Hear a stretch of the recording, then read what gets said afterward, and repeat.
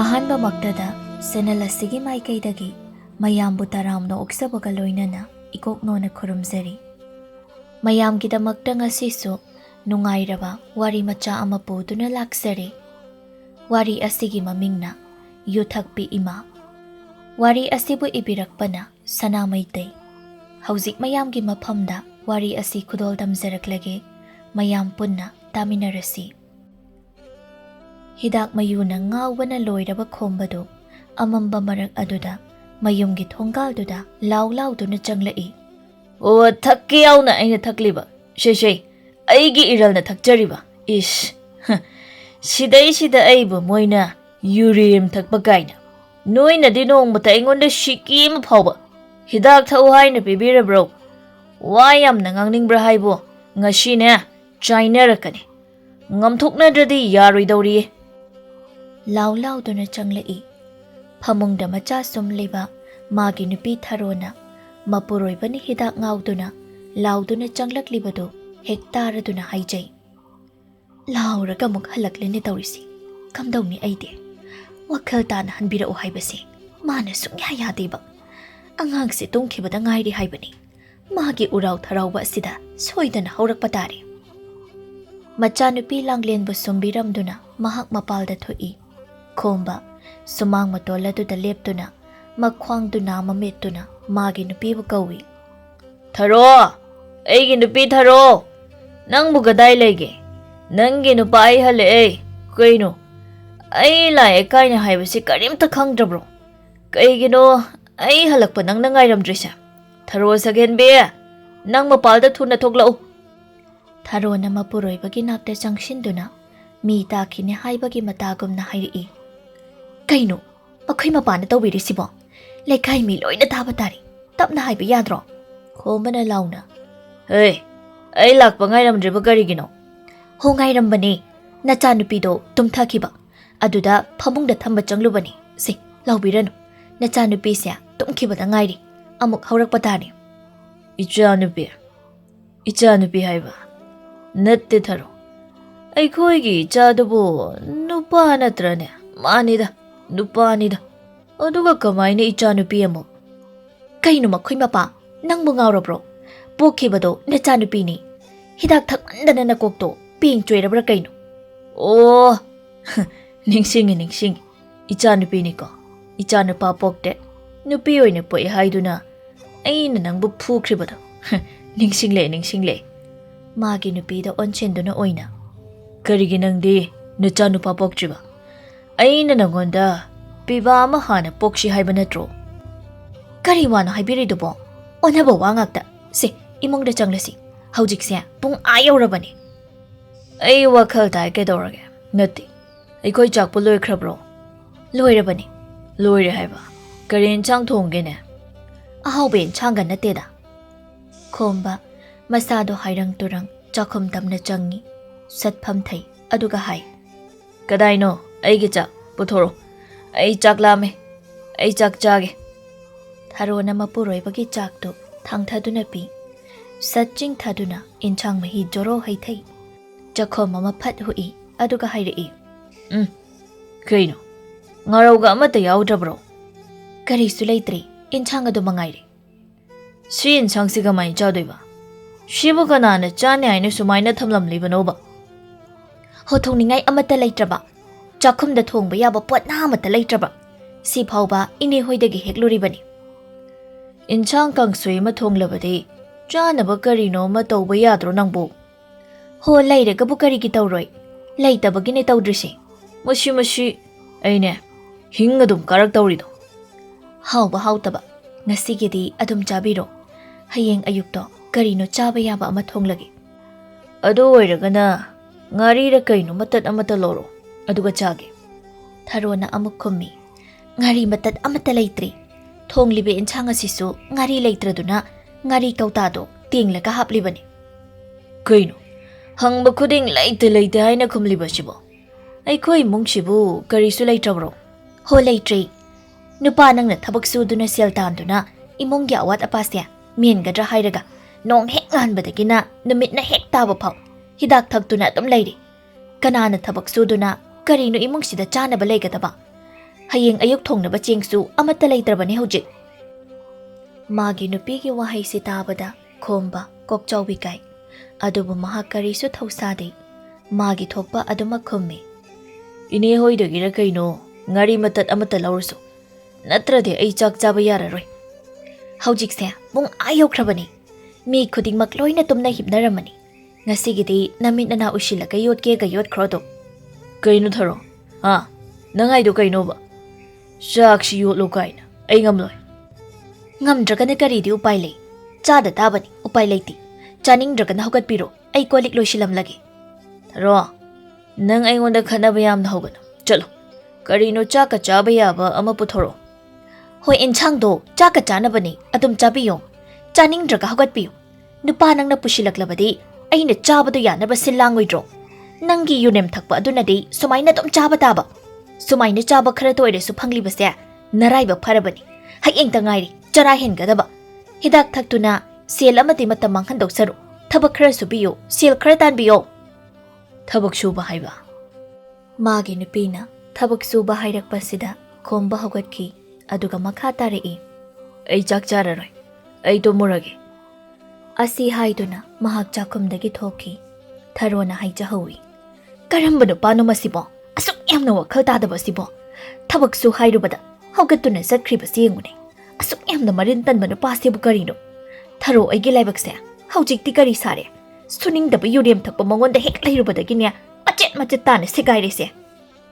Mapuroibana charambagi kolikto machilda murum sonduna loshilli.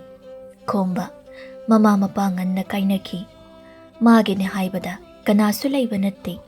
Adubu mana pakhang pharaklaba matam.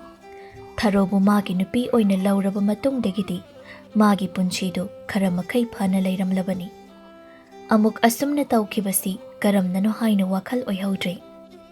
Tharona mapuroibani hidak thakpa adu taubigano haina kayarak hanna haijabani. Adubu khomba magi nupi na haiba wa khagyade. Ish. Aina supamjana thaglibe hidak asibo thakpato ukaina. Nubi, nang napam chatkera. Nangne, napam du chaningdrabadi hidak thakpato o haina ingonda khak haiba yaroi. Khangaba, amuk hana haiba yaroi. Tharona magi mapuroibabu yamna kina luna laujai. Akanba wa amata haiba ngamlamde. Adubu haujikti magi nupagi kahenba matauda magi thamoidu khangba ngamdraduna akanba wahai kaya ama haire. Mapuroibagi chai kaya ama chari mahak. Mapuroiba yungawba asibo ngangnabada mahakta singna awaba ama haibadu oire. Masu phamung aduda hipthai. Mapuroibada amuk yengi. Khombadi phamungda hek kabaga khoro na khoduna tumki. Tharona ningamdana haijai. Pendeda aigi punchise. Imana haiba nupaduda yumpa charamlabadi aigi punchise. Asi yawna waram loidabani. Masigi nupasida hek lairudana loiredana. Tharo aise haujikti leiman changadawre. Mamit anido oishinduna tumthakinaba mahak kanna hotnari. Mathangi ayukni khomba mikap thoglai. Mana mikap thoglakpada magi nupidi phamungda leiramdre. Phamungdagi kawi. Tharo! Tharo! Namu kai lege? Machanupidu sulaiba ude. Nahan khaidi machanupi adumadi tumduna hek lairambani. Masu yahau kharadi ngalli. Asumna ayuk haugalakwa matam asidadi mahak wakhal khara makhaidi tai. Ngarang ahing chak hidabagi mahak haujikta chak lamba phaurai. Magi nupibo amuk kawi. Hey Tharo! Nangbo ina kaurse tadro? Aibu chak lamine. Magi nupina sungkhong khumlaktrabaduda mahak haugatli. Mapalda hai phethoktuna koyeng yengi. Adubu magi nupidi leiba ude. Tharo! Ayuk nganta sida nangbu kadaida chalino? Ngarang ahing na puroibase sak chakhida haiba nang khangliba natra haibanida. Masigi nupise onthokna wakhal tadida komase. Chakhum tamna amuk changi. Koyeng yengi. Ngarang aina thamlamba pukham adubu kadaida laikre. Phajana phingdoktuna leiribadu uraduna. Shida leirene. Shida yahobo chak aduna kamdauba. Masigi Tharo se kaino haibani mana tawrisi. Yumdasu leiti. Aina somda chak lamlibase. Tharo! Nang yumda handa halaksanu nang. ꯁꯣꯝꯗꯅ ꯊꯥꯔꯣꯗꯤ ꯃꯆꯥꯅꯨꯄꯤ ꯑꯗꯨ ꯃꯄꯣꯗꯨꯅ ꯃꯅꯦ ꯇꯣꯝꯕꯤ ꯍꯣꯏꯗ ꯍꯥꯟꯅ ꯂꯩꯔꯤ ꯃꯅꯦ ꯇꯣꯝꯕꯤꯗ ꯍꯥꯏ ꯏꯅꯦ ꯑꯩꯅ ꯉꯔꯥꯡ ꯍꯥꯏꯔꯝꯕ ꯁꯦꯜ ꯑꯗꯨꯕꯨ ꯂꯩꯔꯕꯅꯤ ꯇꯣꯝꯕꯤ ꯃꯥꯒꯤ ꯐꯤꯖꯤꯗ ꯀꯤꯔꯤꯕ ꯁꯦꯜꯗꯨ ꯂꯧꯊꯣꯔꯛꯇꯨꯅ ꯊꯥꯔꯣꯗ ꯄꯤ ꯁꯦ ꯁꯨꯔꯕ꯭ꯔꯥ ꯌꯦꯡꯉꯨ ꯃꯗꯨꯕꯨ ꯂꯧꯗꯨꯅ ꯁꯨꯔꯝꯂꯅꯤꯗ ꯏꯅꯦ ꯏꯕꯦꯝꯃ ꯊꯥꯔꯣ ꯅꯪꯕꯨ ꯑꯗꯨꯃꯥꯏꯅ ꯑꯁꯨꯝ ꯂꯩꯒꯦ ꯍꯥꯏꯔꯤꯕ꯭ꯔꯣ ꯏꯕꯨꯡꯉꯣ ꯈꯣꯝꯕꯗ ꯅꯪꯅ ꯑꯃꯨꯛꯇ ꯋꯥꯔꯛꯎꯅꯦ ꯅꯨꯄꯥ ꯃꯥꯅ ꯑꯗꯨꯝꯅ ꯋꯥꯈꯜ ꯇꯥꯗꯅ ꯑꯗꯨꯝ ꯂꯩꯔꯒ ꯅꯪꯅ ꯃꯥꯕꯨ ꯀꯌꯥꯝ ꯀꯨꯏꯅ ꯊꯥꯛꯇꯨꯅ ꯂꯩꯒꯦ ꯍꯥꯏꯔꯤꯕꯅꯣ ꯅꯪꯁꯨ ꯋꯥꯈꯜ ꯈꯜꯂꯨ ꯅꯆꯥ ꯑꯄꯤꯛꯄꯗꯨꯒ ꯅꯪꯒꯤ ꯐꯤꯕꯝ ꯑꯗꯨꯗ ꯂꯝꯕꯤ ꯂꯝꯖꯥꯎꯗ ꯆꯠꯂꯤꯕꯗꯣ ꯅꯪꯕꯨ ꯅꯃꯥꯏ ꯈꯖꯤꯛꯇ ꯐꯥꯎ ꯏꯀꯥꯏꯗ꯭ꯔꯣ ꯏꯅꯦ ꯑꯩꯁꯨ ꯀꯔꯤ ꯍꯥꯏꯒꯗꯕꯅꯣ ꯈꯪꯗ꯭ꯔꯦ ꯃꯥꯅ ꯋꯥꯈꯜ ꯇꯥꯔꯝꯂꯒꯕꯨ ꯑꯩꯅ ꯑꯁꯨꯝꯅ ꯇꯧꯔꯤꯕꯁꯦ ꯇꯧꯔꯝꯈꯤꯗ꯭ꯔꯣ ꯑꯩꯁꯨ ꯉꯥꯡꯕꯗ ꯅꯠꯍꯜꯂꯒꯦ ꯑꯩꯁꯨ ꯉꯥꯡꯗꯕ ꯅꯠꯇꯦ ꯃꯉꯣꯟꯗ ꯐꯅ ꯌꯥꯝꯅ ꯉꯥꯡꯂꯤꯕꯅꯤ ꯑꯗꯨꯕꯨ ꯏꯅꯦ ꯑꯩꯒꯤ ꯏꯋꯥ ꯑꯃꯠꯇ ꯃꯥꯅ ꯃꯊꯨꯟꯗ ꯍꯥꯞꯇꯦ ꯃꯥꯒꯤ ꯊꯣꯛꯄ ꯍꯤꯗꯥꯛ ꯊꯛꯇꯨꯅ ꯑꯗꯨꯝ ꯂꯩ ꯃꯥꯁꯨ ꯍꯦꯟꯃꯜꯂꯤ ꯃꯇꯨ ꯃꯆꯥ ꯂꯩꯔꯕ ꯃꯥꯅ ꯍꯧꯖꯤꯛꯄꯨ ꯍꯤꯗꯥꯛ ꯊꯛꯇꯨꯅ ꯃꯇꯝ ꯃꯥꯡꯍꯟꯗꯨꯅ ꯂꯩꯕ ꯃꯥꯒꯤ ꯅꯨꯄꯤꯅ ꯁꯣꯝꯗ ꯈꯥꯔꯥꯏ ꯈꯪꯗꯅ ꯀꯣꯏꯆꯦꯟ ꯆꯦꯟꯗꯨꯅ ꯂꯩꯔꯤ ꯏꯅꯦ ꯃꯥ ꯉꯥꯡꯅꯕꯗ ꯑꯩꯒꯤ ꯄꯨꯟꯁꯤꯁꯦ ꯇꯁꯦꯡꯅ ꯋꯥꯔꯦ ꯃꯉꯣꯟꯗ ꯂꯩꯔꯨꯕꯗꯒꯤ ꯑꯩ ꯄꯨꯡꯃꯥꯡ ꯍꯦꯛ ꯃꯥꯡꯕ ꯍꯥꯏꯕꯗꯨ ꯑꯣꯏꯔꯤꯕꯅꯤ ꯉꯔꯥꯡ ꯅꯨꯃꯤꯗꯥꯡꯁꯨ ꯏꯟꯁꯥꯡ ꯍꯥꯎꯇꯦ ꯍꯥꯏꯗꯨꯅ ꯆꯥꯛꯀ ꯑꯃꯠꯇ ꯆꯥꯕꯤ ꯄꯣꯟꯇꯦ ꯐꯨꯗꯦꯗ ꯈꯛꯏ ꯉꯔꯥꯡꯗꯤ ꯍꯧꯖꯤꯛꯁꯨ ꯑꯌꯨꯛꯀꯤ ꯆꯥꯛ ꯊꯣꯡꯅꯕ ꯆꯦꯡ ꯃꯔꯣꯝꯇ ꯂꯩꯇꯦ ꯆꯦꯡ ꯈꯔ ꯍꯥꯟꯅ ꯑꯃꯨꯛꯇ ꯋꯥꯜꯂꯨꯒꯦ ꯍꯥꯏꯗꯨꯅ ꯑꯩꯒꯤꯁꯦ ꯊꯣꯛꯂꯛꯏꯕꯅꯤ ꯏꯅꯦ ꯑꯗꯨꯕꯣꯕ ꯅꯪꯅ ꯑꯗꯨꯃꯥꯏꯅ ꯀꯌꯥꯝ ꯀꯨꯏꯅ ꯇꯧꯈꯤꯗꯧꯔꯤ ꯅꯨꯄꯤꯅ ꯃꯄꯥꯟ ꯊꯣꯛꯇꯨꯅ ꯁꯦꯜ ꯇꯥꯟꯕꯁꯤ ꯃꯤꯅ ꯐꯖꯅꯗꯤ ꯉꯥꯡꯅꯗꯕꯅꯤꯀೋ ꯅꯪ ꯋꯥꯈꯜ ꯃꯨꯟꯅ ꯈꯜꯂꯨ ꯍꯣꯏꯅꯦ ꯑꯩꯁꯨ ꯈꯪꯖꯩ ꯃꯉꯣꯟꯗ ꯑꯩꯅ ꯍꯥꯏꯕ ꯌꯥꯕꯗꯤ ꯍꯥꯏꯖꯔꯤ ꯃꯁꯤꯗ ꯃꯥꯅ ꯌꯥꯕ ꯀꯧꯕꯗꯤ ꯂꯩꯇ꯭ꯔꯕꯅꯤ ꯑꯩꯁꯨ ꯑꯩꯅ ꯉꯝꯕ ꯃꯑꯣꯡꯗ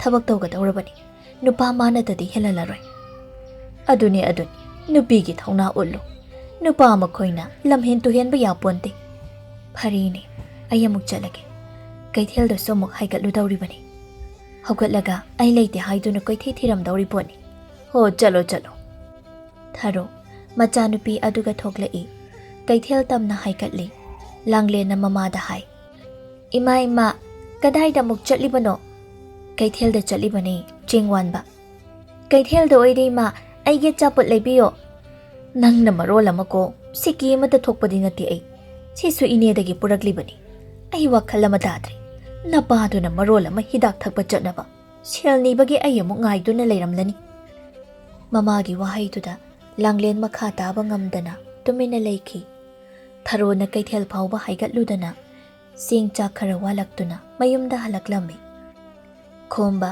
ꯐꯃꯨꯡꯗ ꯍꯤꯞꯇꯨꯅ ꯂꯩꯔꯝꯕꯅꯤ ꯆꯥꯛ ꯂꯥꯝꯕꯅ ꯃꯕꯨꯛ ꯑꯗꯨꯁꯨ ꯈꯪꯂꯛꯏ ꯃꯨꯁꯤꯃꯁꯨꯅꯦ ꯑꯣꯟꯊꯣꯛꯅ ꯈꯣꯡꯅꯤꯡꯈ꯭ꯔꯕ ꯄꯣꯠꯅꯤ ꯃꯗꯨꯒꯤ ꯅꯨꯄꯤꯗꯨꯅ ꯌꯨꯝꯗ ꯍꯜꯂꯛꯇꯕꯅꯤ ꯑꯩꯕꯨ ꯉꯔꯥꯡ ꯑꯩꯅ ꯆꯥꯅꯤꯡꯗꯦ ꯍꯥꯏꯅ ꯆꯥꯈꯤꯗꯕ ꯆꯥꯛꯇꯣ ꯍꯧꯖꯤꯛꯇꯗ ꯅꯤꯡꯁꯤꯡꯂꯛꯏꯗ ꯃꯄꯥꯜꯗ ꯑꯃꯨꯛ ꯊꯣꯛꯏ ꯃꯥꯒꯤ ꯅꯨꯄꯤꯅ ꯆꯪꯂꯛꯂꯤꯕꯗꯨ ꯎꯔꯗꯨꯅ ꯊꯥꯔꯣ ꯑꯌꯨꯛꯁꯤꯗ ꯅꯪ ꯀꯗꯥꯏꯗ ꯆꯠꯂꯨꯏ ꯑꯩꯅꯗꯤ ꯅꯪ ꯀꯣꯏꯀꯧ ꯀꯧꯔꯦ ꯑꯦ ꯀꯔꯤ ꯇꯧꯕꯒꯤ ꯑꯩꯕꯨ ꯀꯧꯕꯤꯔꯤꯕ ꯀꯧꯕꯤꯔꯨꯅꯨ ꯑꯣ ꯆꯥꯛꯇꯣ ꯂꯥꯝꯂꯕ ꯑꯗꯨꯒꯤ ꯀꯧꯔꯤꯕ ꯆꯥꯛꯇꯣ ꯂꯥꯝꯂꯒ ꯑꯩ ꯀꯧꯔꯗꯤ ꯆꯥꯛ ꯂꯥꯝꯕ ꯐꯔꯝꯂꯅꯤ ꯀꯧꯔꯣ ꯆꯥꯛ ꯂꯥꯝꯂꯤꯕꯗꯣ ꯍꯦꯟꯅ ꯐꯅꯕ ꯃꯁꯤꯗꯤ ꯀꯩꯅꯣꯝꯅꯤꯅ ꯑꯩ ꯆꯥꯛ ꯌꯥꯝꯅ ꯂꯥꯝꯂꯤꯕꯅꯤ ꯀꯩꯅꯣ ꯅꯪꯅ ꯌꯥꯜꯂꯤꯕꯗꯨꯅ ꯆꯥꯕ ꯌꯥꯕ ꯄꯣꯠꯂꯣ ꯆꯥꯕ ꯌꯥꯕ ꯑꯣꯏꯗꯤ ꯀꯗꯥꯏ ꯄꯨꯊꯣꯔꯣ ꯑꯩ ꯈꯤꯇ ꯆꯥꯒꯦ ꯀꯗꯥꯏꯗꯒꯤ ꯆꯥꯕ ꯌꯥꯕ ꯄꯣꯠꯅꯣ ꯆꯦꯡꯅꯤ ꯆꯦꯡ ꯑꯩꯈꯣꯏ ꯁꯅꯥ ꯏꯕꯨꯡꯉꯣꯁꯦ ꯆꯥꯛ ꯂꯥꯝꯂꯝꯂꯅꯤ ꯍꯥꯏꯅ ꯅꯅꯥꯏ ꯑꯩꯅ ꯉꯟꯇꯥꯅ ꯍꯧꯒꯠꯇꯨꯅ ꯀꯩꯊꯦꯜꯗ ꯆꯠꯇꯨꯅ ꯋꯥꯟꯖꯔꯨꯔꯤꯕ ꯀꯔꯤ ꯋꯥꯇꯥꯅꯣ ꯑꯗꯨꯅ ꯁꯅꯥ ꯏꯕꯨꯡꯉꯣ ꯋꯥꯡꯂꯦꯟ ꯃꯤꯀꯨꯞ ꯑꯃꯠꯇ ꯁꯥꯃꯨ ꯍꯛꯆꯥꯡꯗꯣ ꯄꯣꯊꯥꯗꯨꯅ ꯉꯥꯏꯕꯤꯔꯝꯃꯨ ꯅꯁꯥꯅꯧ ꯑꯣꯏꯕꯤꯅ ꯁꯅꯥ ꯏꯕꯨꯡꯉꯣꯅ ꯆꯥꯕ ꯌꯥꯅꯕ ꯃꯑꯣꯡꯗ 10 ꯃꯊꯦꯜ ꯂꯨꯀꯣꯏꯕꯨ ꯂꯥꯡꯖꯔꯨꯒꯦ ꯃꯥꯒꯤ ꯋꯥꯍꯩꯁꯤꯗ ꯈꯣꯝꯕꯅ ꯀꯔꯤ ꯋꯥꯉꯥꯡꯅꯣ ꯍꯥꯏꯕꯅꯤ ꯅꯪꯅ ꯉꯥꯡꯂꯤꯕꯗꯨꯕꯨ ꯀꯣꯆꯤꯋꯣ ꯀꯣꯔꯥꯡꯋꯣ ꯍꯣꯡꯉꯥꯡꯗ ꯌꯥꯔꯤꯕ꯭ꯔꯣ ꯆꯥꯛ ꯂꯥꯝꯂꯤꯕ ꯑꯗꯨꯒꯨꯝꯅ ꯊꯕꯛ ꯁꯨꯅꯤꯡꯕꯁꯨ ꯐꯥꯎꯋꯣ ꯅꯨꯄꯤ ꯑꯩꯅ ꯊꯥꯛꯂꯒ ꯆꯥꯅꯤ ꯍꯥꯏꯅ ꯈꯟꯕ ꯋꯥꯈꯜ ꯑꯗꯨꯅꯗꯤ ꯈꯛ ꯑꯣꯏꯔꯣꯏ ꯃꯅꯪꯒꯟꯗ ꯄꯣꯔꯤꯕ ꯃꯆꯥꯅꯨꯄꯤ ꯑꯗꯨꯕꯨ ꯃꯈꯥꯗ ꯊꯥꯏ ꯕꯦꯃꯥ ꯁꯦ ꯃꯈꯥꯗ ꯀꯨꯝꯃꯨ ꯏꯃꯥ ꯑꯩꯒꯤ ꯑꯆꯥꯄꯣꯠꯇꯤ ꯀꯗꯥꯏ ꯈꯥꯎ ꯃꯅꯨꯡꯗꯒꯤ ꯃꯆꯥꯅꯨꯄꯤꯒꯤ ꯑꯆꯥꯄꯣꯠꯇꯨ ꯂꯧꯊꯣꯛꯇꯨꯅ ꯄꯤ ꯁꯦ ꯃꯗꯨꯕꯨ ꯄꯥꯏꯗꯨꯅ ꯂꯥꯡꯂꯦꯟ ꯏꯃꯨꯡꯗ ꯆꯦꯟꯁꯤꯟꯈꯤ ꯈꯣꯝꯕꯅ ꯆꯦꯡꯗꯨ ꯋꯥꯜꯂꯛꯂꯕꯗꯤ ꯆꯥꯛꯇꯨ ꯁꯠꯊꯣꯡꯂꯨꯔꯗꯅ ꯆꯞ ꯑꯃꯨꯛ ꯂꯦꯞꯇꯨꯅ ꯂꯩꯔꯤꯕꯗꯣ ꯍꯣ ꯊꯣꯡꯖꯔꯨꯔꯒꯦ ꯑꯁꯤ ꯍꯥꯏꯔꯝꯗꯨꯅ ꯃꯍꯥꯛꯁꯨ ꯏꯃꯨꯡꯗ ꯆꯪꯈꯤꯔꯝꯃꯤ꯫ ꯈꯣꯝꯕꯅ ꯃꯁꯤ ꯅꯨꯄꯤꯁꯤꯗꯤꯕꯀꯣ ꯑꯩꯅ ꯅꯨꯡꯁꯤꯗꯅ ꯐꯨꯕꯤꯗꯕꯁꯤꯗ꯫ ꯊꯥꯔꯤꯕ ꯐꯛ ꯑꯗꯨꯗ ꯈꯣꯡꯒ꯭ꯔꯥꯏ ꯆꯟꯗꯨꯅ ꯐꯝꯃꯤ꯫ ꯅꯤꯡꯒꯥꯏ ꯅꯤꯛꯇꯨꯅ ꯋꯥꯈꯜ ꯑꯃ ꯈꯟꯗꯨꯅ ꯃꯍꯥꯛ ꯂꯩꯈ꯭ꯔꯤ꯫ ꯃꯊꯪꯒꯤ ꯅꯨꯃꯤꯠꯅꯤ, ꯅꯨꯡꯊꯤꯜꯅꯤ꯫ ꯂꯝꯕꯤ ꯅꯥꯀꯜꯗꯨꯗ ꯈꯣꯝꯕꯒ ꯄꯥꯔꯤ ꯁꯅꯥꯒ ꯃꯈꯨꯠ ꯃꯁꯥ ꯌꯥꯎꯅꯗꯨꯅ ꯌꯥꯝꯅ ꯀꯟꯅ ꯈꯠꯅꯔꯤ꯫ ꯃꯈꯣꯏ ꯑꯅꯤꯃꯛ ꯍꯤꯗꯥꯛ ꯉꯥꯎꯕ ꯃꯤꯁꯛ ꯉꯥꯛꯇꯅꯤ꯫ ꯀꯔꯤ ꯃꯔꯝꯒꯤ ꯈꯠꯅꯔꯤꯕꯅꯣ ꯍꯥꯏꯕꯗꯤ ꯀꯅꯥꯁꯨ ꯈꯪꯕ ꯖꯥꯠ ꯅꯠꯇꯦ꯫ ꯈꯣꯝꯕꯅ ꯍꯥꯏ, "ꯑꯦ, ꯅꯪꯒꯤꯗꯣ ꯑꯩꯕꯨ ꯎꯁꯤꯠꯇꯕꯅꯤ꯫ ꯑꯩꯅ ꯅꯪꯉꯣꯟꯗ ꯍꯧꯔꯛꯀꯅꯣ ꯍꯥꯏꯅ ꯅꯪꯉꯣꯟꯗ ꯀꯌꯥꯔꯛ ꯈꯟꯅ ꯍꯥꯏꯈ꯭ꯔꯕ ꯅꯠꯇ꯭ꯔꯣ? ꯉꯁꯤꯗꯤ ꯈꯣꯝꯕ ꯑꯩꯁꯦ ꯀꯅꯥꯅꯣ ꯍꯥꯏꯕ ꯃꯁꯛ ꯈꯪꯂꯣ ꯂꯥꯎ." ꯄꯥꯔꯤ ꯁꯅꯥꯅ ꯑꯃꯨꯛ, "ꯍꯤꯗꯥꯛ ꯃꯌꯣꯝ ꯑꯃꯈꯛꯇ ꯊꯛꯄꯗ ꯉꯥꯎꯕ ꯅꯪꯅꯁꯨ ꯅꯔꯤꯟ ꯌꯥꯝꯅ ꯐꯕ ꯁꯥꯔꯗꯅ ꯌꯦꯡꯅꯕ ꯇꯥꯔꯦꯗꯅ꯫ ꯅꯪꯇꯅꯗꯤ ꯉꯝꯍꯜꯂꯔꯣꯏ ꯈꯪꯉꯣ."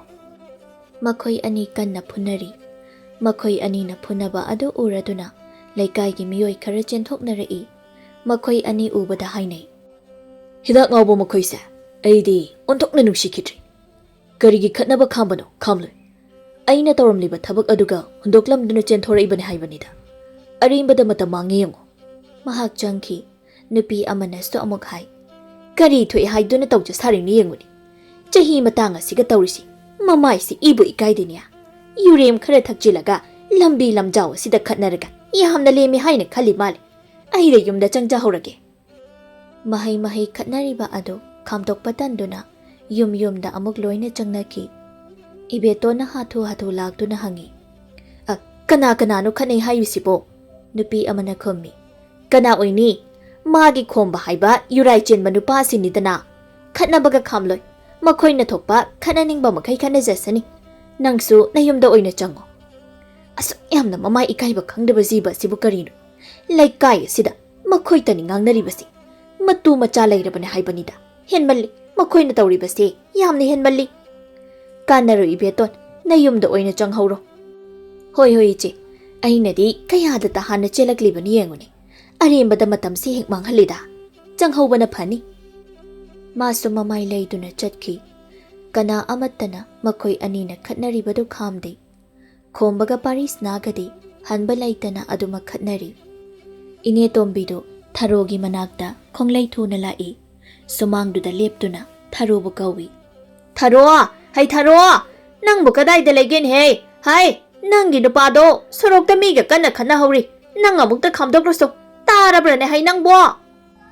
ꯊꯔꯣꯗꯨ ꯃꯄꯥꯜꯗ ꯊꯨꯅ ꯊꯣꯛꯂꯛꯏ꯫ ꯃꯥꯕꯨ ꯌꯦꯡꯗꯨꯅ, "ꯀꯔꯤ ꯇꯧꯔꯦ ꯍꯥꯏꯕꯅꯣ ꯏꯆꯦ? ꯈꯣꯝꯕꯗꯣ ꯃꯤꯒ ꯈꯠꯅꯍꯧꯋꯦ ꯍꯥꯏꯕ꯫ ꯅꯪ ꯑꯃꯨꯛꯇ ꯊꯨꯅ ꯊꯣꯛꯇꯨꯅ ꯈꯥꯝꯂꯨꯁꯣ."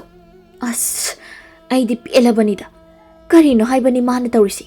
ꯃꯤ ꯑꯗꯨꯝ ꯈꯠꯅꯔꯒ ꯂꯩꯕ ꯃꯥꯇ ꯈꯥꯝꯕꯗ ꯑꯩ ꯑꯋꯥꯕ ꯑꯣꯏꯔꯕꯅꯤ꯫ ꯅꯪꯒꯤ ꯅꯨꯄꯥꯁꯤ ꯀꯥꯃ ꯍꯦꯜꯂꯕꯅꯤ꯫ ꯂꯩꯀꯥꯏ ꯑꯁꯤꯒꯤ ꯃꯤꯑꯣꯏ ꯑꯃꯠꯇꯅ ꯃꯥꯕꯨ ꯅꯨꯡꯁꯤꯗ꯭ꯔꯕꯅꯤ꯫ ꯂꯩꯀꯥꯏ ꯃꯤꯌꯥꯝ ꯆꯪꯗꯨꯅ ꯅꯄꯨꯔꯣꯏꯕꯁꯦ ꯋꯥꯔꯛꯄ ꯁꯣꯏꯔꯣꯏꯀꯣ ꯏꯕꯦꯝꯃ." "ꯏꯅꯦ, ꯑꯗꯨꯅꯕꯨ ꯍꯦꯟꯅ ꯐꯔꯕ ꯖꯥꯠꯅꯤꯗ꯫ ꯑꯩꯅ ꯍꯥꯏꯕꯅꯗꯤ ꯃꯥꯅ ꯀꯔꯤꯁꯨ ꯏꯋꯥ ꯂꯧꯕꯤꯗ꯭ꯔꯦ꯫ ꯂꯩꯀꯥꯏꯅ ꯑꯣꯏꯅ ꯋꯥꯔꯛꯄꯅ ꯐꯔꯅꯤ." "ꯍꯣꯏꯁꯦ ꯍꯣꯏꯁꯦ, ꯈꯠꯅꯍꯧꯔꯤꯁꯦ ꯊꯨꯅ ꯑꯃꯨꯛꯇ ꯈꯥꯝꯂꯨꯁꯨ꯫ ꯂꯩꯀꯥꯏ ꯃꯤ ꯀꯅꯥ ꯑꯃꯠꯇ ꯂꯩꯍꯧꯗꯕꯅꯤ." ꯊꯔꯣ ꯊꯨꯅ ꯌꯥꯡꯅ ꯊꯣꯡꯒꯥꯜ ꯇꯝꯅ ꯊꯣꯛꯏ꯫ ꯃꯄꯨꯔꯣꯏꯕꯅ ꯃꯤ ꯈꯠꯅꯍꯧꯏ ꯍꯥꯏꯔꯤꯕ ꯃꯐꯝ ꯑꯗꯨ ꯇꯝꯅ ꯃꯍꯥꯛ ꯆꯠꯂꯤ꯫ ꯎꯔꯤ, ꯃꯄꯨꯔꯣꯏꯕꯅ ꯅꯨꯄꯥ ꯑꯃꯒ ꯌꯥꯝꯅ ꯀꯟꯅ ꯈꯠꯅꯗꯨꯅ ꯂꯩꯔꯤꯕꯗꯨ꯫ "ꯃꯃꯥꯏ ꯑꯁꯦ ꯀꯌꯥꯗ ꯏꯀꯥꯏꯗ꯭ꯔꯤꯕꯅꯤ ꯌꯦꯡꯉꯨꯅꯤ꯫ ꯐꯅ ꯌꯥꯝꯅꯗꯤ ꯑꯁꯨꯝꯅ ꯇꯧꯒꯅꯨ ꯍꯥꯏꯖꯕꯅꯤ꯫ ꯌꯥꯕ ꯀꯧꯕ ꯂꯩꯇꯦꯕ꯫ ꯂꯩꯀꯥꯏꯒꯤ ꯃꯤꯁꯤꯡꯁꯨ ꯈꯠꯅꯕ ꯈꯥꯝꯕ ꯇꯟꯗꯅ ꯑꯃꯗ ꯊꯣꯛꯅꯔꯛꯇ꯭ꯔ ꯃꯥꯜꯂꯤ." ꯊꯔꯣ ꯃꯄꯨꯔꯣꯏꯕꯒꯤ ꯃꯅꯥꯛ ꯇꯝꯅ ꯆꯪꯁꯤꯜꯂꯤ꯫ ꯑꯗꯨꯒ ꯍꯥꯏ, "ꯀꯩꯅꯣ ꯇꯧꯔꯤꯁꯤꯕꯣ? ꯁꯤ ꯑꯝꯇ ꯊꯥꯗꯣꯛꯄꯤꯌꯨ꯫ ꯂꯝꯕꯤ ꯂꯝꯖꯥꯎꯁꯤꯗ ꯐꯖꯕ ꯊꯕꯛꯂꯣ ꯁꯤꯕꯣ? ꯑꯝꯇ ꯊꯥꯗꯣꯛꯑꯣꯁꯤ." ꯃꯥꯅ ꯀꯟꯅ ꯈꯥꯝꯗꯣꯛꯅꯕ ꯍꯣꯠꯅꯩ꯫ ꯑꯗꯨꯕꯨ ꯃꯍꯥꯛꯅ ꯀꯔꯝꯅꯗꯤ ꯈꯥꯝꯗꯣꯛꯄ ꯉꯝꯂꯨꯒꯅꯤ? "ꯑꯁ, ꯀꯔꯝ ꯇꯧꯅꯤ ꯑꯩꯗꯤ? ꯏꯆꯠ ꯄꯨꯝꯕ ꯂꯣꯏꯅ ꯂꯣꯏꯔꯦꯗꯅ."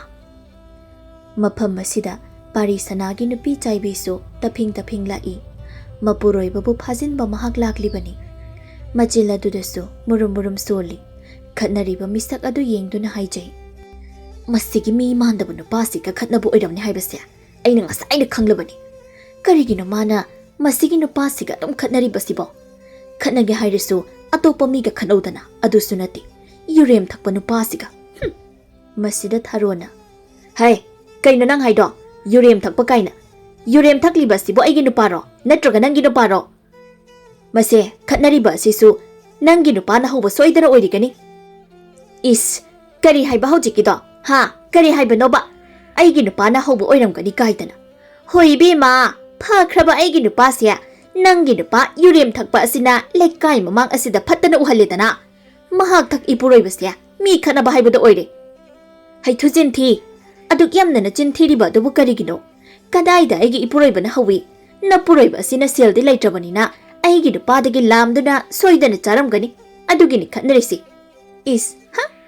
Yam khangi ko, somdi yamna khangi ba. Dan jadradi, aigi ipuroibada khatnaruso kaina. Nang na inchilamrabu khangponte. Hoi khoidi nang dauna nupade inchinbada tawdiye. Kari thui haiduna ngangja sarinu khangde. Khatnaduna lairiba makhoi anido khamdokpagi mahutta makhoi ani oina onchinaduna khatnaduna lei tharona. Mirem noigo onchinaduna wari sanabagi matam aingonda leite. Aine thabak yamna chinba jani. Ho thabak chinbi Bema. Nawa asisu khara phajilu. Hauja kayarak surya. Mana aigi nupada asumna khanaba haubiramlibasya. Aigi nupana khara pangba asida thawoina tawba ama yauriye. Tharo nupi aduga launaduna leibana kanaroi khanduna mapuroibagi makhwangduda paiduna kanna cheli. To haibani aidi kaijabana loire yamda chalasilo. Kanna chingthoi amuk nupi duda hai. Hai nachindu kanduna leidau saru napuroibase khara chingthoune. Jaibisu mapuroibagi makhwangda paiduna chingthoi. Asum tawna makhoi anina khatnabadu khamthoi jaibi mamaidu phet hairamlaga mapuroibabu chingduna pukhri. Tharosu magi nupagi makhodangda paiduna chingduna mayum tamna purai. Mayum hek yobagani. Hidak thakjilaga asumna lambi lamjawda miga khanabigano haina hanjina hainaraba natro. Makhoi mapana miga khanaba asu yamna pamliba sibu karigino. Aigi maisu karisu yengdaba. Ai mapa thokpa tasingni kairabani. Makhoi mapa nangba mukta wakhal taroba. Khomba lairiba dari duda phamthai aduga khomi. Mi yamna usitaba. Aduda khatnagi yauna khatnaribani aigise. He. Karisu leitaba magumbana aingonda hekta singnaba yabra. Makhongla makhutla ma pek thudeklaga phagadabani. Kainoda aduba haihaiba wahairo si wakhaldo khajik tabiro. Laikai kamhai oinari. Nakhoi anina adu kanna khatnabada laikai gi mi kana amatana khambiradribado nangne madugi maram khango. Laikai asina nangbu nungsiba mi kana su leitrabani. Nongmadi soiroi nangbu phaduna miyam huptuna warakpa. Aibu phaba. Aibu phaba haiba. Mathau kari leituna aibu phadoiba. Nokjaningdra. Ho kona no o se imungda pathabiroro. Satpikrano tumina leibiro. Aise nahak thakta singan bihaibado oirabani. Yungawba ipuroiba nangbu kannabu hodnabada miga khanarabani aise. Adunidana. Aigi nupini haibada chap hek jaida. Aina yai haisiniko. Ho yarisi imungda changbiro. Ngasigidi changbiro. Hoi. Aidi nupina haiba inbani. Change. Asi haiduna khomba masado hairang turang imungda changkhirami. Tharona machilda haijahawi. Wadaurida tharo aigi laibakse. Mana khazikta wakhal taraklabadi kayada nungaigani. Aibu asum laibanadi khakyararoi.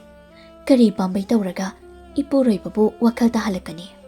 Tharo mapuroibagidamak mahak miga launari khatnari. Yungawba mapuroiba asigi haktakta singan binupi haibadusu mahak oiri. Mapuroibana asumna ngawduna leirabasu mahak phana kannadi su nomduna hotnabani. Mapuroibana ngawriba asi karam tawna wakhal tahalakpa yagadage haina mahak wakhal tawi. Nongma numit amani nongthelduda khomba ine tombiregi hidak yonphamda hidak thakpa laklami. Sangshinduna mapham chana phamthai aduga hai. Ine ai lai aigi thangnabaga chanabaga piyo khara thubiyo. Manungdagi tombire prap thoklai. Phamduna lairiba khombagi nakta sangshilakduna hai. Nangna ingondagi sotuna thaklibasya kayam yamle. Horen hayeng pini hairaga sukpidi pidaba. Ngasidinya pidaba yaroi kadai. Nangna ingondagi sotkiba mayamdo siki mata watana haujingmak pigadabani. Kainoine siki mata watana loina pigadabani kaina. Ithunda haujik lupa mata napanati. Ine dagi ngasisu sotlaga thakya haina ai laklibani. Ine khara puthoro Hay khomba, nangi se aibu usitribra, karigi sotpa. Ngasi su sotlaga thakani kaidana. Phuraga tandringaida seldo hana piyu. Ine ki seldo, aina siki mata hatkadaba nati. Loina suna pini kaidorage. Ine, ai se khomba nei khomba. Mi ki sel yamna hatpa mi dawna aibu. Ine, pini ko. Ngasi ki budi sotkrage. Makha tana nang aingondagi thakpa chaba tauba amatta yararoi. Hanagi atonba sel singdo loina suna pidri phauba. Karimata chaba thakpa yararoi. Ine, adumaina haibinuda. Ai taba nungaiteba. Inegi hidakshina mahau leiba khare hele haiduna namit khudingi thakjaribani. Nomata henba yaba nate. Aduga irai laina thakpa yararoi kaidana. Aina yararoi haidi yararoi. Makha tana thakya haidi atonba sel singdo hana loina pitho. Ngasigidi chatkro kona lao. Mina mi chinbane nangang na tuna leibagi matam leite ingonda. Hera ine. Inegi sibu aibu hikta tanbagi wani ne. Tandrabatia. Tumna talinga yesidane fazana chatkibana phani. Chalo chalo chalo. Inegi seldo ngasimak aina singani. Aina singani hairibasini. Aibu migi sel yamna hatpadawna. Ine, ai shel laurugi. Ine ne, mafam shida lengdana leiramu ko. Aibu shel hatpa mi dawna. Asumna haiduna pok haugatuna mahak chatki. Kadaidagi selno mahakna haujik lauruga dauriba. Thabak sumana amata suba nattabanina. Selsu siki amata leite. Machilduda hai. Aigi nupidagi aina lauganiba. Aduga ine, nangi seldo. Aina siki ama phawattana singani. He. Khomba thuna yangna mahak mayum tamna chatli. Tharo sumang macheduda yangkokta cheng khara khapli. Namidangi thongnabani. Langlendo phat thoklaktuna mamada hai. Ima ai thoibi hoide sanaruge. Hai sanarunu. Sanaba chatkhraga nangtana kaplaga dum halai chatkino. Adoi su chatluge hai ba. Ngasiga kaplaga heklau. Aina muk phugadabani yom. Chalo. Langlendo chenduna chatki. Khombana thongala dudagi lauduna changlai. Tharo ibema. Hai, nang mapalda thoklo. Mapuroibagi khonjal tabada sat yengthui haijai. Tauja sari sienguni. Mana aibu kaurisya. Selni bagi soidana oiramgani. Adu natradi maram leiteba. Hai tharo, nang boina kaurisya tadro. Hota zaye. Nanai nubi ai shida leijari. Magi nupigi manakta changshinduna. Makhut khubaktu sat tingthoktuna. Sel kita piyo. Aidi kadaidagi sel. Aingonda sel amata leite. Leitaba yaroi, sasat piro. Mi usitaba mi yamna leire. Kanaga amuk kaidonare e. Ine tombiraido. Aingonda yamna usite. Magi atonba sel singdo. Loina suna singdrabadi. Makha tane hidak thakpa yararoi. Maya mangduda. Mana ibu talaklibani. Kadai. Seldo khara thuna piro. Ai toge. Nupi baral nasu gap tawningliba. Ha yo. Lauramdaigi tengna manba. Khainaramdai yong manba. Aige khochida siki mate hek leite. Leijaramba khara dusu tu. Ching asi wanthokri. Aingonda selga amata hanglaklanu. Nangonda hangdrabadi. Aibu kanada hangdoribage. Wa koina ngangduna leibagi mathau tade. Sasat piro. Leite haina asuk phazana hairibasya. Tabi drabra kaino. Nati. Makhoi mapagi mitta ayasibu sel pambi oina ururabra. Sel pambi oina ugera. Lupa pambi oina ugera. Ai shel piro hairadi. Sasat pirakadaba khangaba. Nungai da ko nangi punchi sya. Nang muk nungai na leibadi leikai asida anisu na leiram loi he. Wati wari ngangdana leirano. Aisa mina usitaba yaba minate. Aigi igulamukta khangaluge. Sel sasat piro. Mi ngai dona lehaurabani. Aisu leitre haridana. Kadaidagi kotlaga pidoribano. Migi atonba seldo. Nasana thabak suduna sel tanduna singzako. Aigi yawhalakano. Nangse aigi nupinine. Pida yaroi. Leita haibani kaino khangde. Chakat adum hairagale. Asi haiduna magi yangkoktu thangduna imungda thuna changkhirami. Khombana. Hey, nang aibu kidaba taw. Nanamdu tatpa makai phujasani. Aina phunmanba sida nungaide haiduna. Aina makhata na phubidaba sida. Hey, sel puthoro. Masudari duda phamthai. Magi nupina sel puthorakpa ngai. Asigumba mapuroibagi miyot minai asida wana punchi lenjaribi mahakni. Ahing aduma halake. ꯑꯍꯤꯡ ꯑꯗꯨꯃ ꯃꯍꯥꯛ ꯋꯥꯈꯜ ꯈꯟꯕ ꯌꯥꯕ ꯈꯜꯂꯝꯃꯤ꯫ ꯑꯩ ꯑꯁꯨꯝꯅ ꯂꯩꯊꯣꯛꯂꯔꯣꯏ꯫ ꯑꯩ ꯍꯌꯦꯡꯃꯛ ꯏꯅꯦ ꯇꯣꯝꯕꯤꯔꯩꯒꯤ ꯃꯅꯥꯛꯇ ꯆꯠꯂꯒꯦ꯫ ꯑꯉꯥꯎꯕ ꯑꯩꯒꯤ ꯏꯄꯨꯔꯣꯏꯕꯁꯦ ꯂꯥꯛꯅꯒꯦ ꯈꯪꯒꯅꯤ꯫ ꯃꯊꯪꯒꯤ ꯑꯌꯨꯛꯅꯤ ꯊꯥꯔꯣ ꯉꯟꯇꯥꯅ ꯍꯧꯒꯠꯇꯨꯅ ꯏꯅꯦ ꯇꯣꯝꯕꯤꯔꯩꯒꯤ ꯃꯌꯨꯝ ꯇꯝꯅ ꯆꯠꯂꯝꯃꯤ꯫ ꯇꯣꯝꯕꯤꯔꯩꯗꯤ ꯇꯨꯝꯕꯒ ꯍꯧꯒꯠꯇ꯭ꯔꯤ꯫ ꯊꯥꯔꯣꯅ ꯀꯧꯏ, ꯏꯅꯦ! ꯏꯅꯦ! ꯍꯣꯏ ꯏꯅꯦ! ꯏꯅꯦ ꯇꯣꯝꯕꯤꯔꯩ! ꯌꯥꯍꯧꯗ꯭ꯔꯤꯕ ꯀꯩꯅꯣ? ꯃꯄꯥꯜꯗ ꯑꯝꯇ ꯊꯣꯛꯄꯤꯔꯛꯑꯣ! ꯃꯥꯅ ꯑꯁꯨꯝꯅ ꯀꯧꯔꯕꯗ ꯇꯣꯝꯕꯤꯔꯩꯗꯨ ꯃꯤꯀꯞ ꯊꯣꯛꯂꯗꯨꯅ, ꯀꯅꯥꯅꯣ ꯑꯁꯨꯛ ꯉꯟꯅ ꯂꯥꯛꯂꯤꯕꯁꯤꯕꯣ? ꯑꯩꯕꯨ ꯇꯨꯝꯁꯤꯠꯀ ꯐꯥꯗ꯭ꯔꯕ꯭ꯔꯥ ꯀꯩꯅꯣ?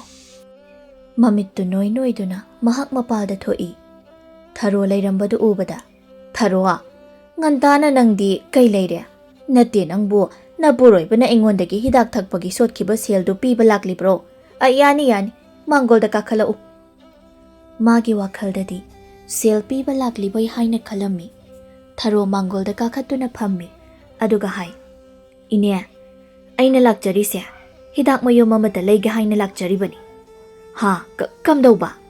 ꯁꯦꯜꯁꯤꯗ ꯂꯩꯔꯤ, ꯍꯤꯗꯥꯛ ꯃꯌꯨꯝ ꯑꯃꯗ ꯄꯨꯊꯣꯛꯄꯤꯔꯛꯎ꯫ ꯏꯄꯨꯔꯣꯏꯕꯒꯤ ꯑꯇꯣꯟꯕ ꯁꯦꯜꯗꯨꯗꯤ ꯃꯥꯅ ꯊꯛꯄꯅꯤꯅ ꯃꯥꯅ ꯊꯣꯛꯄ ꯉꯝꯅꯕ ꯁꯤꯡꯖꯁꯅꯤ꯫ ꯅꯪꯒꯤꯁꯤꯕꯨ ꯊꯥꯔꯣ, ꯑꯩꯕꯨ ꯋꯥꯈꯜ ꯑꯃ꯫ ꯏꯅꯦ, ꯅꯨꯄꯥ ꯑꯣꯏꯕ ꯃꯈꯣꯏꯅ ꯍꯤꯗꯥꯛ ꯈꯔ ꯊꯛꯂꯒ ꯅꯨꯄꯤ ꯑꯩꯈꯣꯏꯕꯨ ꯑꯣꯠꯅꯤꯡꯕ ꯃꯑꯣꯡꯗ ꯑꯣꯠꯄ ꯌꯥꯕ ꯍꯧꯅꯗꯦ꯫ ꯑꯩꯈꯣꯏꯁꯨ ꯃꯤꯅꯤ꯫ ꯃꯥꯒꯤ ꯃꯑꯣꯡ ꯃꯇꯧꯁꯦ ꯑꯩ ꯌꯥꯝꯅ ꯄꯦꯟꯗ꯭ꯔꯤ꯫ ꯑꯩꯅ ꯐꯖꯅ ꯍꯥꯏꯕꯗ ꯃꯍꯥꯛ ꯋꯥꯈꯜ ꯇꯥꯕ ꯁꯨꯡꯂꯩ ꯂꯩꯇ꯭ꯔꯤ꯫ ꯑꯗꯨꯅ ꯑꯩ ꯑꯁꯨꯝꯅ ꯇꯧꯔꯒꯦ ꯍꯥꯏꯅ ꯈꯜꯂꯤ꯫ ꯏꯅꯦ, ꯍꯤꯗꯥꯛꯇꯣ ꯄꯤꯕꯤꯔꯣ꯫ ꯈꯪꯗ꯭ꯔꯦꯗ ꯇꯧꯔꯤꯁꯤ, ꯉꯝꯅ ꯉꯝꯅꯕ ꯍꯥꯏꯗꯨꯅꯤ꯫ ꯍꯣꯏ ꯍꯣꯏ, ꯄꯤꯔꯒꯦ, ꯅꯪ ꯁꯤꯗ ꯉꯥꯛꯇ ꯂꯩꯔꯝꯃꯨ꯫ ꯑꯁꯤ ꯍꯥꯏꯗꯨꯅ ꯃꯍꯥꯛ ꯏꯃꯨꯡꯗ ꯆꯪꯈꯤ꯫ ꯃꯈꯨꯠꯇ ꯍꯤꯗꯥꯛ ꯃꯌꯨꯝ ꯑꯃ ꯄꯥꯏꯗꯨꯅ ꯃꯍꯥꯛ ꯃꯄꯥꯗ ꯑꯃꯨꯛ ꯊꯣꯛꯂꯛꯏ꯫ ꯃꯗꯨꯕꯨ ꯄꯤꯗꯨꯅ, ꯁꯤꯗ ꯂꯩꯔꯦꯁꯤ꯫ ꯃꯗꯨꯕꯨ ꯂꯧꯗꯨꯅ, ꯁꯦꯜꯁꯤꯗ ꯂꯩꯔꯛꯏꯅꯦ꯫ ꯑꯗꯣ ꯊꯥꯔꯣ, ꯄꯣꯠꯇꯣ ꯑꯐꯕꯅꯤ, ꯌꯥꯝꯅ ꯊꯛꯆꯤꯜꯂꯨꯅꯨꯀꯣ, ꯑꯃꯨꯛ ꯐꯔꯛ ꯇꯥꯅꯅꯤ꯫ ꯍꯣꯏ, ꯌꯥꯅꯤꯗ ꯏꯅꯦ꯫ ꯊꯥꯔꯣ ꯃꯗꯨꯕꯨ ꯄꯨꯗꯨꯅ ꯊꯣꯛꯂꯛꯏ꯫ ꯃꯍꯥꯛ ꯃꯌꯨꯝ ꯇꯝꯅ ꯍꯜꯂꯤ꯫ ꯃꯍꯥꯛ ꯃꯌꯨꯝ ꯌꯧꯔꯤ꯫ ꯃꯥꯡꯒꯣꯜ ꯑꯗꯨꯗ ꯈꯣꯡꯒ꯭ꯔꯥꯏ ꯆꯟꯗꯨꯅ ꯃꯍꯥꯛ ꯐꯝꯊꯩ꯫ ꯃꯄꯨꯔꯣꯏꯕꯗꯤ ꯇꯨꯝꯕ ꯍꯧꯒꯠꯇ꯭ꯔꯤ꯫ ꯊꯥꯔꯣ ꯍꯤꯗꯥꯛ ꯑꯗꯨꯕꯨ ꯃꯃꯤꯠ ꯃꯅꯥ ꯆꯦꯖꯦꯠ ꯑꯣꯏꯁꯤꯟꯗꯨꯅ ꯀꯨꯠ 3-4ꯔꯛ ꯊꯛꯂꯝꯃꯤ꯫ ꯑꯗꯨ ꯈꯛꯇ ꯊꯛꯄꯗ ꯃꯍꯥꯛ ꯉꯥꯎꯕ ꯍꯧꯔꯛꯂꯤ꯫ ꯃꯈꯣꯜ ꯊꯣꯛꯅ ꯂꯥꯎꯕ ꯍꯧꯔꯛꯏ, ꯑꯩꯒꯤ ꯅꯨꯄꯥ, ꯅꯪ ꯃꯄꯥꯜꯗ ꯊꯨꯅ ꯊꯣꯛꯂꯛꯎ ꯂꯥꯎ, ꯋꯥꯔꯤ ꯁꯥꯁꯦ, ꯊꯣꯛꯂꯛꯎ ꯂꯥꯛꯑꯣ, ꯑꯩꯁꯦ ꯀꯅꯥꯅꯣ ꯍꯥꯏꯕꯗꯣ ꯉꯁꯤꯗꯤ ꯇꯥꯛꯀꯦ꯫ ꯈꯣꯝꯕ ꯃꯄꯥꯜꯗ ꯊꯣꯛꯂꯛꯏ꯫ ꯃꯥꯡꯒꯣꯜꯗꯨꯗ ꯃꯥꯒꯤ ꯅꯨꯄꯤꯅ ꯂꯩꯔꯝꯂꯤꯕ ꯐꯤꯕꯝꯗꯨ ꯎꯕꯗ, ꯊꯥꯔꯣ, ꯅꯪꯗꯤ ꯀꯝꯗꯧꯔꯤꯕ? ꯅꯠꯇꯦ ꯅꯪꯕꯨ ꯍꯤꯗꯥꯛ ꯊꯛꯂꯤꯕ ꯍꯥꯏꯕꯗꯨꯔꯣ? ꯊꯛꯂꯤꯕꯅꯦ꯫ ꯅꯪꯁꯨ ꯊꯛꯀꯦ ꯍꯥꯏꯔꯤꯕ꯭ꯔꯣ? ꯑꯣꯟꯊꯣꯛꯅꯁꯨ ꯍꯥꯎꯈ꯭ꯔꯦꯗ꯫ ꯀꯗꯥꯏ ꯆꯠꯈ꯭ꯔꯦ? ꯑꯃꯨꯛꯀ ꯊꯛꯀꯦ꯫ ꯑꯃꯨꯛꯀ ꯊꯛꯅꯕ ꯍꯣꯠꯅꯩ꯫ ꯃꯗꯨꯕꯨ ꯈꯣꯝꯕꯅ ꯐꯠ ꯆꯤꯡꯊꯣꯛꯇꯨꯅ, ꯀꯩꯅꯣ ꯅꯪꯅ ꯇꯧꯔꯤꯁꯤꯕꯣ? ꯅꯨꯄꯤꯅ ꯑꯁꯨꯝꯅ ꯇꯧꯕ ꯀꯅꯥꯅ ꯍꯧꯅꯕꯒꯦ? ꯊꯥꯔꯣ, ꯅꯪꯕꯨ ꯉꯥꯎꯔꯕ꯭ꯔꯣ? ꯉꯥꯎꯔꯦ, ꯑꯩ ꯉꯥꯎꯔꯦ, ꯑꯩ ꯉꯥꯎꯔꯦ ꯉꯁꯤꯗꯤ꯫ ꯀꯗꯥꯏ? ꯑꯩꯉꯣꯟꯗ ꯄꯤꯌꯨ, ꯑꯩ ꯊꯛꯈꯤꯒꯦ꯫ ꯊꯥꯔꯣ, ꯀꯔꯤꯅꯣ ꯍꯥꯏꯕꯅꯤ? ꯃꯥꯒꯤ ꯃꯇꯧꯗꯨꯗ ꯃꯊꯃꯣꯏꯗꯨ ꯁꯥꯎꯅꯤꯡꯕ ꯐꯥꯎꯏ꯫ ꯊꯥꯔꯣꯅ, ꯅꯨꯄꯤ ꯑꯩꯒꯤ ꯏꯋꯥ ꯑꯃꯠꯇ ꯂꯧꯕꯤꯗ꯭ꯔꯕ ꯅꯠꯇ꯭ꯔꯣ? ꯍꯤꯗꯥꯛ ꯊꯛꯇꯨꯅ ꯑꯗꯨꯃꯛ ꯂꯩꯕ? ꯉꯁꯤꯗꯤ ꯑꯩꯁꯨ ꯊꯛꯀꯦ ꯌꯥꯎꯅ ꯊꯛꯂꯤꯕꯅꯤ꯫ ꯊꯥꯔꯣ ꯏꯕꯦꯝꯃ, ꯂꯣꯏꯔꯦꯗꯅ꯫ ꯂꯩꯀꯥꯏꯒꯤ ꯃꯤꯅ ꯅꯪꯕꯨ ꯎꯕꯗ ꯀꯔꯤꯅꯣ ꯍꯥꯏꯅꯗꯣꯏꯁꯦ? ꯐꯖꯅ ꯑꯝꯇ ꯉꯥꯡꯅꯔꯔꯣꯏ꯫ ꯅꯨꯄꯥ ꯅꯈꯣꯏꯅ ꯍꯤꯗꯥꯛ ꯊꯛꯄ ꯌꯥꯔꯒ ꯅꯨꯄꯤ ꯑꯩꯈꯣꯏꯅ ꯊꯛꯄꯗꯤ ꯀꯔꯤꯒꯤ ꯌꯥꯔꯣꯏ? ꯑꯩꯗꯤ ꯊꯛꯀꯅꯤ꯫ ꯏꯃꯨꯡꯗꯒꯤ ꯂꯥꯡꯂꯦꯟ ꯊꯣꯛꯂꯛꯏ꯫ ꯃꯃꯥꯒꯤ ꯃꯇꯧꯗꯨ ꯎꯕꯗ ꯍꯥꯏ, ꯕꯥꯕꯥ, ꯏꯃꯥꯁꯤ ꯌꯨ ꯉꯥꯎꯔꯤꯔꯣ? ꯉꯥꯎꯔꯤꯅꯤ꯫ ꯑꯗꯨꯗꯤ ꯌꯨ ꯉꯥꯎꯕꯤ ꯏꯃꯥ ꯇꯥꯔꯦ꯫ ꯍꯣꯏ ꯍꯣꯏ, ꯅꯪꯅꯦ ꯏꯃꯨꯡꯗ ꯂꯩꯔꯨꯁꯨ, ꯑꯩꯅ ꯃꯥꯒ ꯋꯥꯔꯤ ꯁꯥꯟꯅꯒꯦ꯫ ꯍꯣꯏ꯫ ꯂꯥꯡꯂꯦꯟ ꯏꯃꯨꯡꯗ ꯆꯪꯈꯤ꯫ ꯈꯣꯝꯕꯅ ꯇꯞꯅ, ꯊꯥꯔꯣ, ꯑꯁꯨꯝꯅ ꯇꯧꯍꯩꯗꯦ꯫ ꯑꯩꯅ ꯍꯤꯗꯥꯛ ꯑꯗꯨꯝ ꯊꯛꯄꯁꯦ ꯅꯪꯅ ꯄꯥꯝꯗꯦ ꯑꯩ ꯈꯪꯉꯤ꯫ ꯐꯔꯦꯁꯤ, ꯑꯩ ꯉꯁꯤꯗꯒꯤ ꯍꯤꯗꯥꯛ ꯑꯃꯨꯛ ꯍꯟꯅ ꯊꯛꯂꯔꯣꯏ꯫ ꯅꯪꯁꯨ ꯑꯁꯨꯝꯅ ꯇꯧꯅꯨ, ꯐꯠꯇꯦ꯫ ꯃꯥꯒꯤ ꯅꯨꯄꯤꯕꯨ ꯊꯦꯝꯖꯤꯜꯂꯤ꯫ ꯃꯥꯒꯤ ꯅꯨꯄꯤꯒꯤ ꯃꯇꯧꯗꯨ ꯎꯕꯗ ꯈꯣꯝꯕ ꯃꯊꯟꯇ ꯋꯥꯈꯜ ꯑꯃ ꯈꯟꯖꯤꯜꯂꯛꯄꯒꯨꯝ ꯇꯧꯏ꯫ ꯃꯥꯒꯤ ꯅꯨꯄꯤꯅ ꯑꯗꯨꯝꯅ ꯇꯧꯕꯗ ꯃꯥꯒꯤ ꯃꯊꯃꯣꯏꯗ ꯅꯨꯡꯉꯥꯏꯇꯕ ꯐꯥꯎꯔꯤꯕ ꯑꯗꯨꯒꯨꯝꯅ ꯃꯥꯒꯤ ꯊꯃꯣꯏꯗꯁꯨ ꯁꯣꯏꯗꯅ ꯐꯥꯎꯔꯝꯒꯅꯤ ꯍꯥꯏꯅ ꯃꯍꯥꯛ ꯈꯜꯂꯛꯂꯤ꯫ ꯑꯃꯨꯛ ꯍꯟꯅ ꯑꯁꯨꯝꯅ ꯇꯧꯔꯔꯣꯏꯒꯦ ꯍꯥꯏꯅ ꯃꯍꯥꯛ ꯈꯜꯂꯤ꯫ ꯊꯕꯛ ꯁꯨꯗꯨꯅ ꯃꯇꯨ ꯃꯆꯥꯕꯨ ꯑꯣꯏꯅ ꯊꯥꯛꯂꯒꯦ ꯍꯥꯏꯅ ꯃꯥꯒꯤ ꯋꯥꯈꯜꯗ ꯖꯞ ꯌꯨꯡꯅ ꯈꯟꯈꯤꯔꯝꯃꯤ꯫